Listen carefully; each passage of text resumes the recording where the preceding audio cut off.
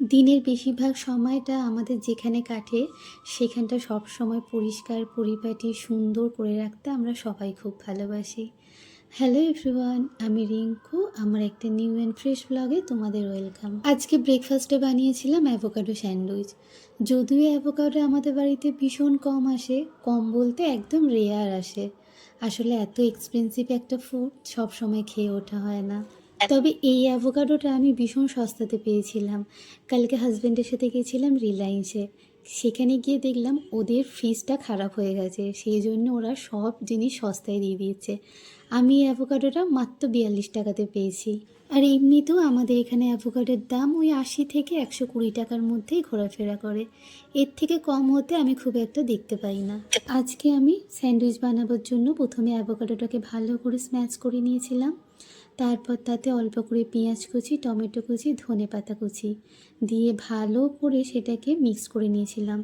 আর হ্যাঁ, তার সাথে আমি অল্প করে তিলও দিয়েছিলাম। তারপর ব্রেডগুলোকে বাটারে 2 পিস ভালো করে শিখে নিয়েছিলাম।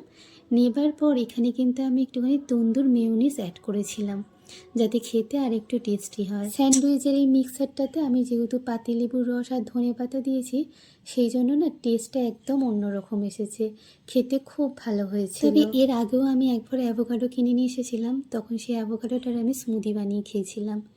কী যে বাজে খেতে হয়েছিল কি বলবো। তারপর থেকে ভাবি নেই যে আবার আমি কোনোদিনও অ্যাভোকাডো কিনবো। কিন্তু কিছুদিন আগে আমি একটা অ্যাভোকাডো দিয়ে একটা স্যান্ডউইচ ভিডিও দেখেছিলাম। ওটা দেখার পর আমার মনে হয়েছিল যে না, আমি আরেকবার কিনে অন্তত ট্রাই করব। আর কালকে যেহেতু এতটা কম দামে পাচ্ছিলাম, সেই জন্য আমি 2টো অ্যাভোকাডো নিয়েই এসেছিলাম। তার মধ্যে আজকে তো এই স্যান্ডউইচটা বানিয়েছি, এখনও একটা ফ্রিজে আছে। আর আজকে স্যান্ডউইচটা আমার এতটাই ভালো লেগেছে যে নেক্সট বার থেকে আমি অ্যাভোকাডো পেলে এই স্যান্ডউইচটাই বানিয়ে খাবো। পার্সোনালি আমার ভীষণ ভালো লেগেছে। চলো, আজকের ভিডিওটি এখানেই শেষ করলাম।